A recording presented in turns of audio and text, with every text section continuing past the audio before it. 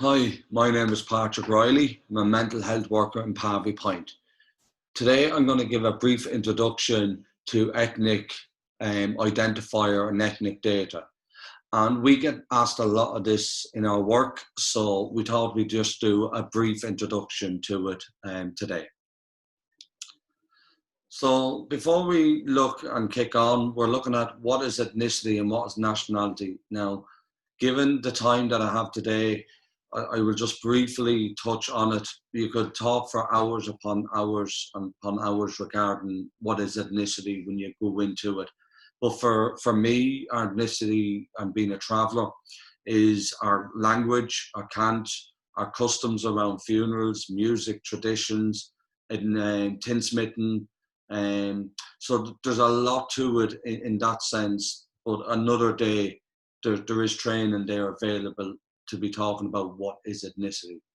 Nationality for me is I'm Irish and my ethnicity is traveller. So I'm an Irish traveller. Similar, if you go, say, in England, you would have, say, travellers in England, their nationality would be English and their ethnicity would be traveller.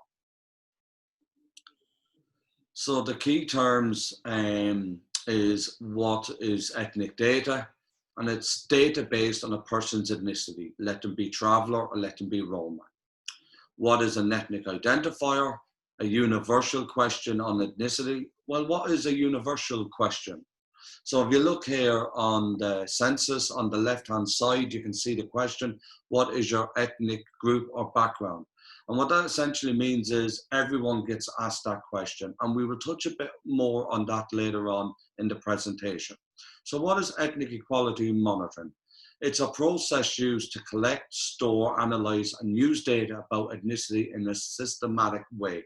So it's really important that not only do you collect the data, you store it, you analyze it, and you use the data. You know, ideally, you don't want to be doing one without the other. You know, so, and it's really important that you not only collect it and leave it there. That is not really any good. You really have to use the data to do all that's there to regarding the ethnic equality monitoring. So why collect data? Firstly, to why collect data and why share your ethnicity.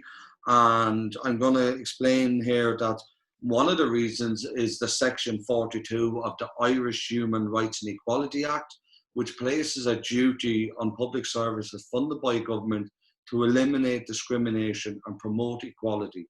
And to do this, accurate information is needed. But not only that, it's very important that you know who's accessing your services. Let it be travellers, let it be Roma, regardless of what the group is. But it's also equally important that who is not accessing our services. Because we hear this from mental health services all the time. Travellers are not engaging in the services, and yet there's a mental health crisis among travellers. So it's equally important that this is very valuable to collect this data. And why share your ethnicity? Once again, very, very important that you share your ethnicity.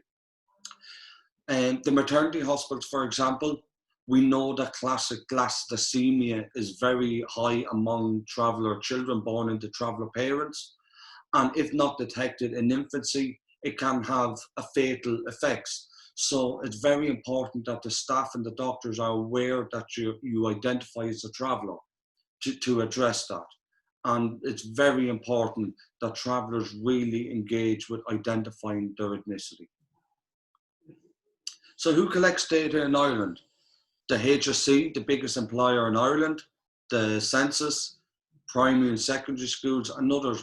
But we have always been calling here in Pavee Point, we have always been calling that health services and mental health services need to be collecting the data.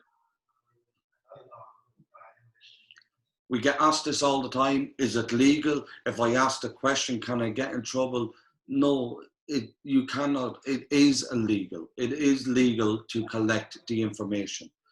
Informed consent, very important, because if I don't give consent, nothing can happen. So informed consent is really important.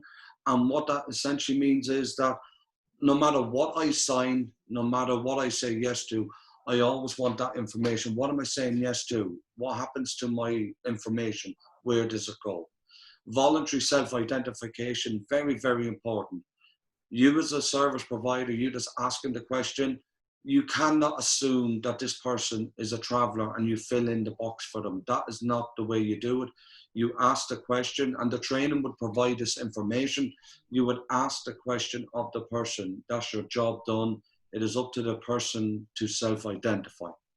The universal question, we spoke earlier about it. You access a service. For me, and someone says, Pa, we ask this question of everyone. That's fine. I'm more likely to engage. The information is accurate and only used for the purpose which it is collected, which is very important. That's only used for that purpose. The information is kept confidential and anonymous, so individuals are not identified. So regardless of who sees my information, they can't identify and say, oh, look, that's Pa Riley. And collecting ethnic data also recommended by international human rights bodies, CERD and FCNN. So before we move on to good practices, we've always said that, look, traveller mental health just simply cannot wait. It's a crisis stage. We see that 1 in 10 travellers die by suicide, and it's totally unacceptable. So a good example that people might be aware of is text Pavee to 50808. And it is a national mental health text service available to young people nationally 24/7. And it's free and it's completely anonymous. And you text talk with a trained volunteer. Pavee Point partnered with the HSE and 50808 to support traveller inclusion within their mental health tech service. We also provided anti-racism and discrimination training to volunteers and staff through developing an online module. Text Pavee 50808 to capture traveller engagement to the 50808 is very, very important. No matter where you are in the country, no issue is small or big, and by texting the word Pavee, the volunteer knows that there's a traveller the other side of the phone. And that volunteer would have underwent training that we spoke about. So, as I said, it's really just a brief introduction today, and I'm available for questions. And I would encourage anyone that would like more information or any training regarding the ethnic identifier and ethnic data, please contact Pavee Point. Thank you.